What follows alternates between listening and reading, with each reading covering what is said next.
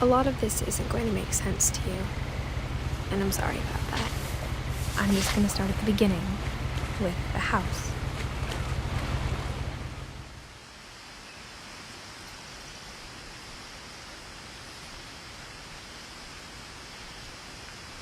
Someone had put up a chain link fence, but it looked like I wasn't the first person to hop it. My brother Milton disappeared when I was 4. It was like the house just swallowed him up.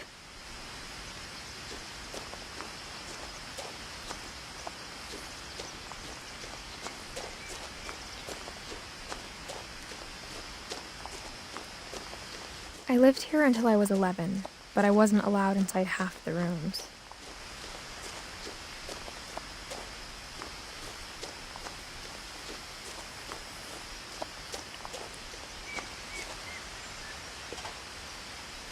Inside the mailbox were bills from 7 years ago, marked urgent, open immediately.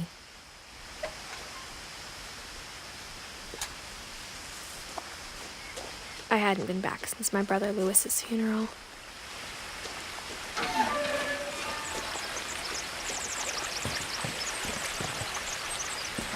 In her will, my mother left me a key, but didn't tell me what it unlocked.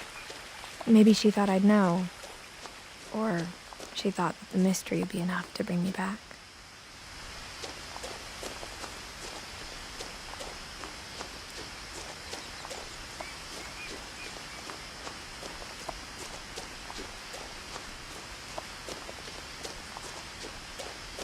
No one had driven this way in a long time, but I saw a few hoof prints.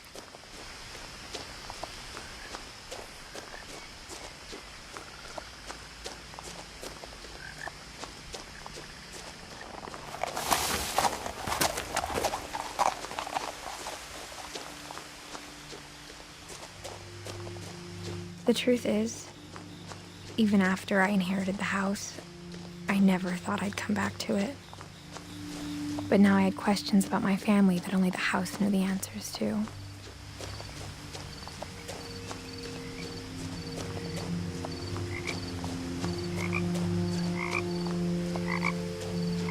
The house was exactly like I remembered it, the way I'd been dreaming about it.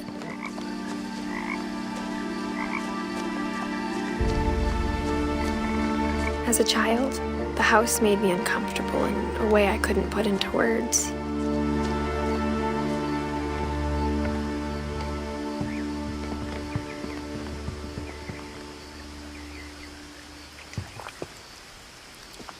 I asked Edie once about the dragon in the pond.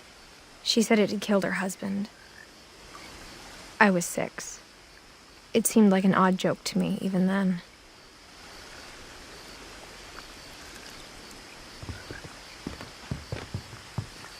Now, as a 17-year-old, I knew exactly what those words were. I was afraid of the house.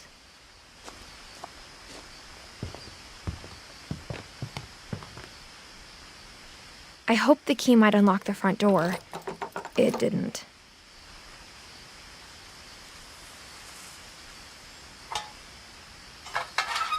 Looking in, I felt like the house itself had been waiting for me.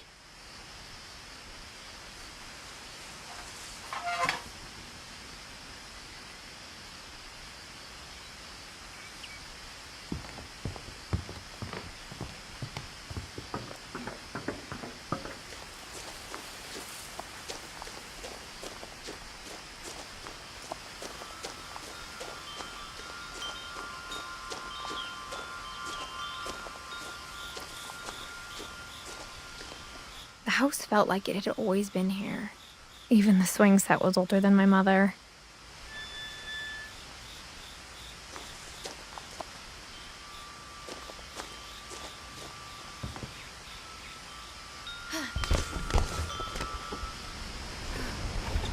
Crawling through the doggy door used to be a lot easier when I was 11.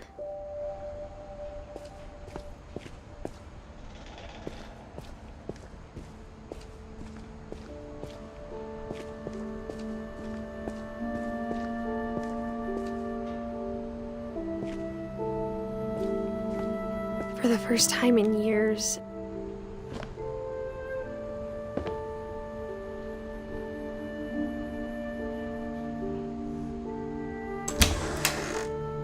I felt like I was home. But instead of a family, there were just memories of one.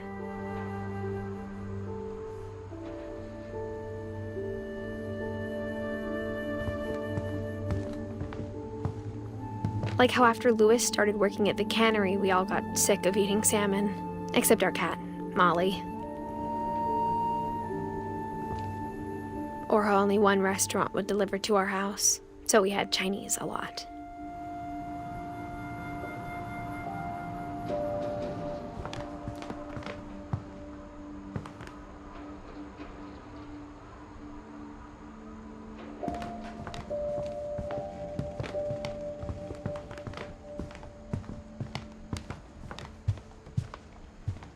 The table was still a wreck from the night we left.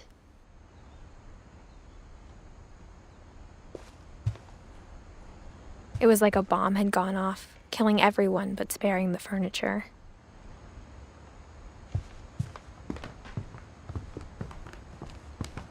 My mom was the only one of us who could imagine Great-Grandma Edie living in a nursing home.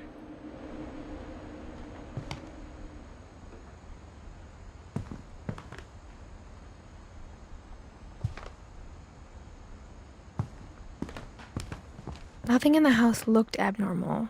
There was just too much of it, like a smile with too many teeth.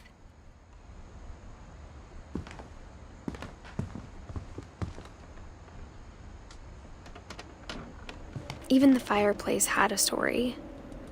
Edie told me the bricks came from the original house, after it sank.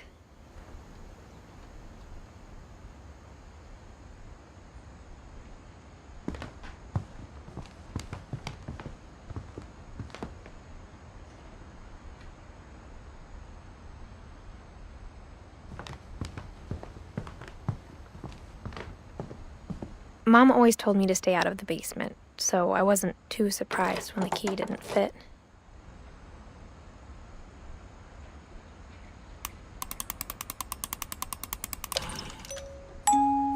Great-Grandpa Sven built a music box for Barbara, along with the rest of the house.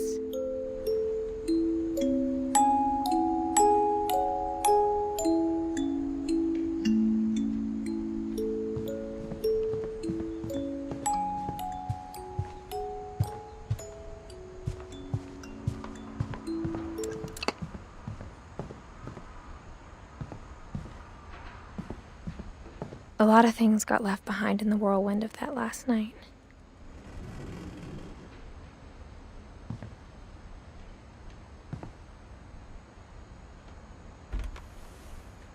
Edie told me once that every Finch who ever lived is buried somewhere in the library.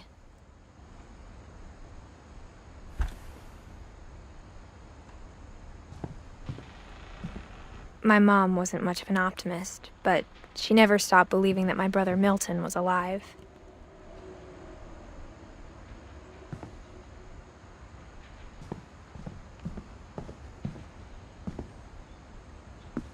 After Milton disappeared, Mom sealed up all the bedrooms. Then Edie retaliated and drilled peepholes.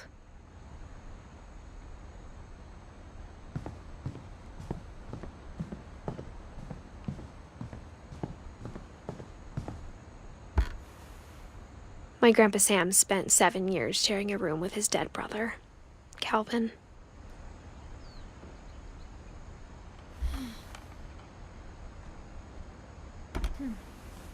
As a kid, I just assumed every house had peepholes and sealed rooms you weren't allowed inside of.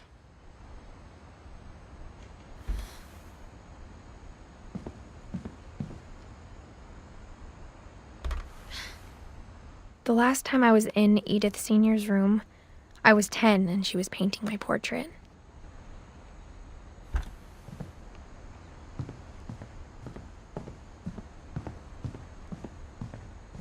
Whenever people ask me about my family, the first thing they always want to know about is Barbara.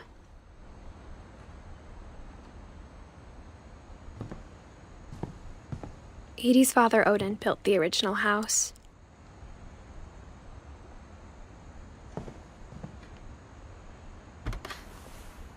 Barbara was a child star for 2 years, until America grew out of it.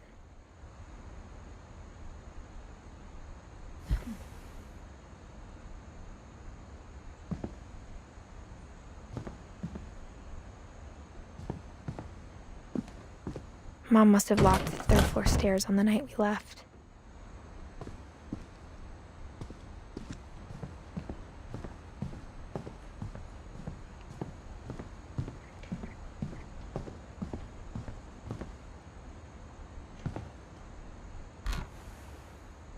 Molly always seemed like a girl I could imagine being friends with, if she hadn't died in 1947.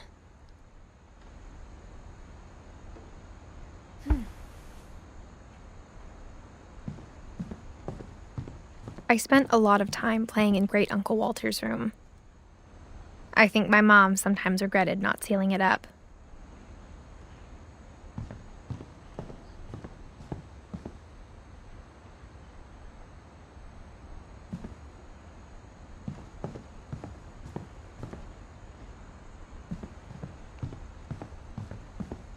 Lewis told me there were secret passages, but I never believed him.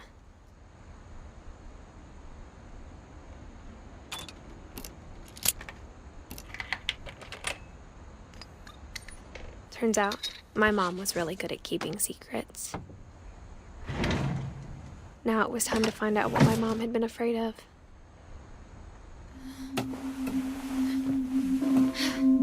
From the paintings on the wall, it was clear my brother Milton had been here before me. Reading this, maybe it sounds like I had a plan.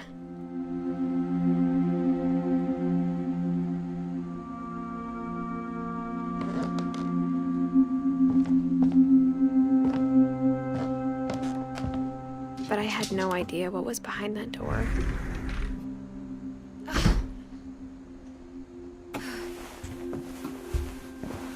Just like I had no idea where all this was gonna lead.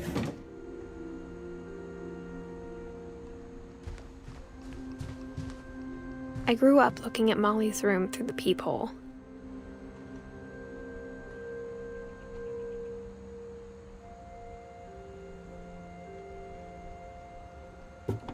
Molly's gerbil had a tiny bedroom with its own even tinier gerbil cage. Being inside for the first time, I felt like I'd stepped behind a painting.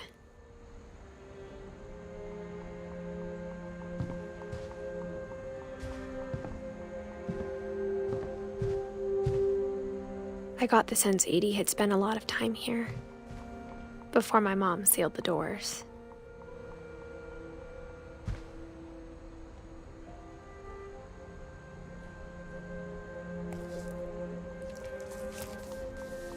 December 13th, 1947.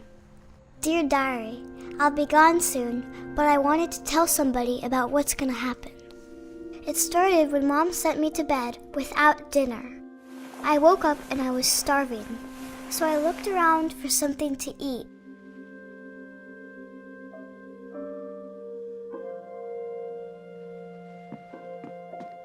The gerbil food was dry, but I didn't mind it.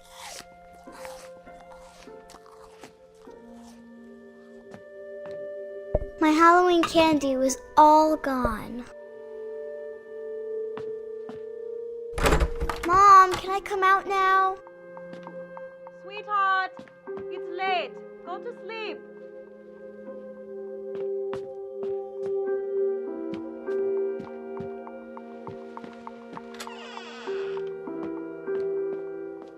I kept eating and eating.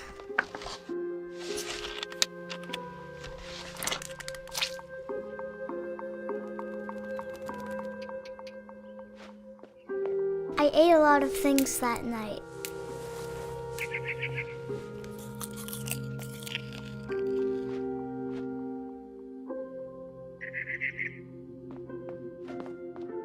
Then I heard chirping outside my window. I thought about eating Christopher, but I held back.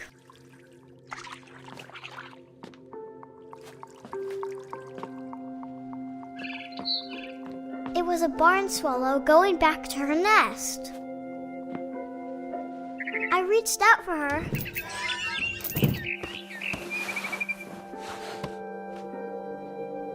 And suddenly, I was a cat. I tried to be quiet, but the bird was really scared.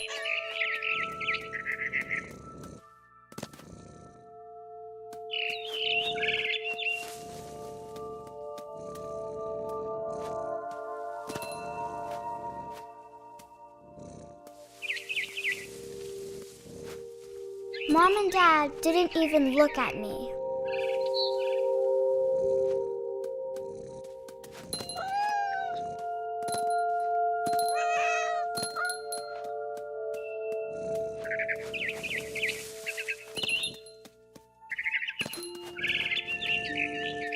I jumped and I almost got her.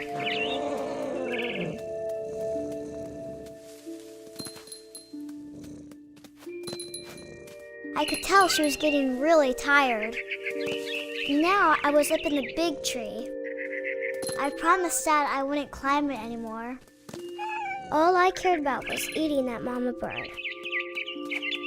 I gobbled her up. And suddenly, I was an owl. First, all I heard was the wind. Then I heard little teeth nibbling in the grass.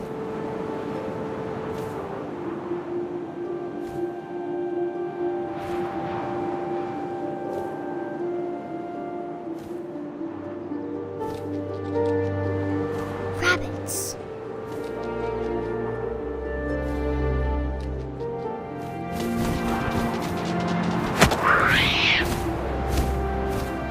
I imagined his face looking up and seeing mine through my talons.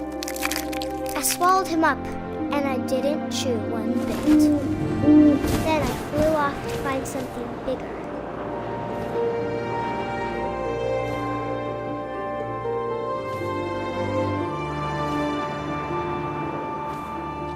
A mama rabbit.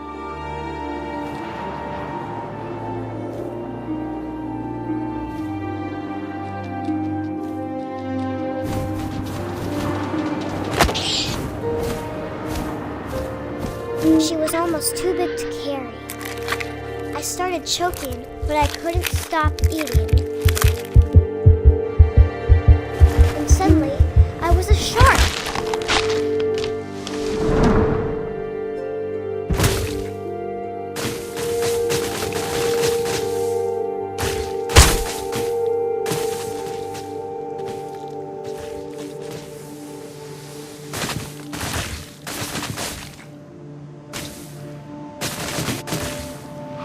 I rolled off a cliff and into the ocean.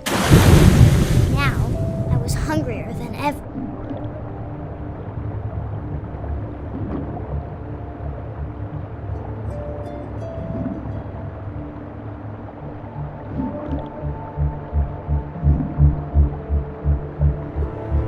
I wanted fat, juicy seals. I tore off her flipper, and it tasted really good.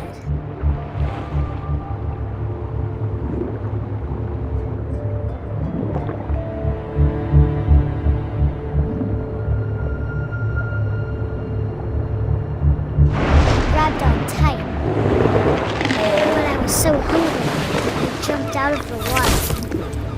When I opened my eyes, everything had changed.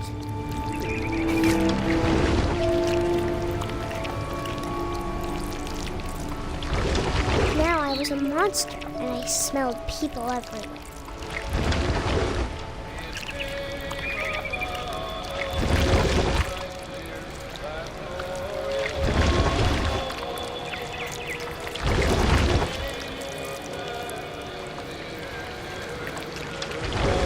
I was big, but I moved real quiet.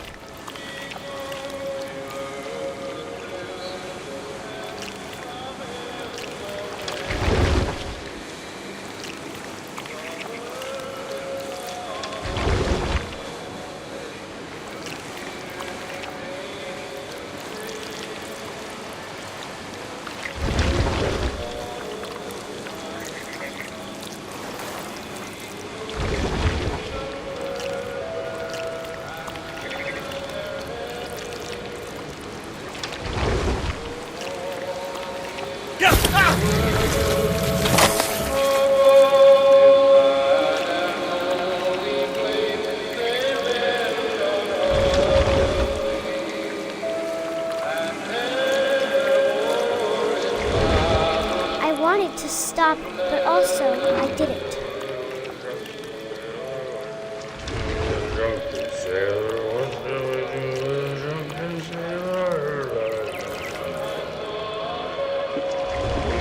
Belly with a rusty razor, belly with a rusty razor, belly with a rusty razor.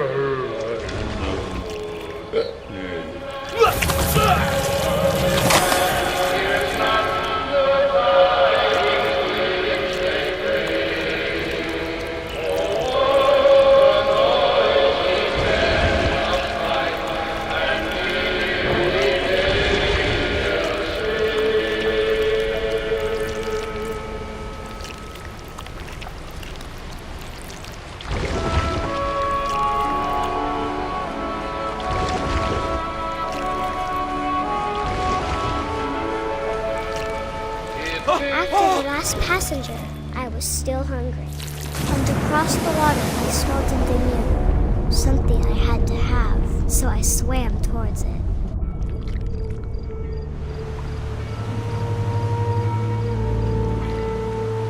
I slithered onto the sand, and the good smell went into an old pipe.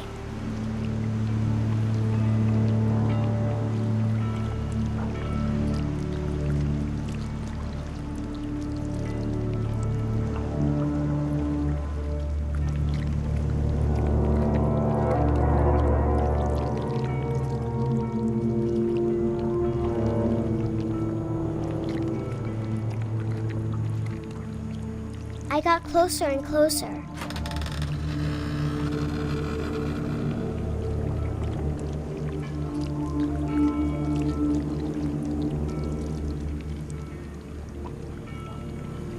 All of my stomach started growling. And suddenly, I was me again. I held my breath for a long time, but I couldn't hear anything. I think it's waiting for me to fall asleep. But it's not going to wait much longer. It needs to feed, and we both know I will be delicious.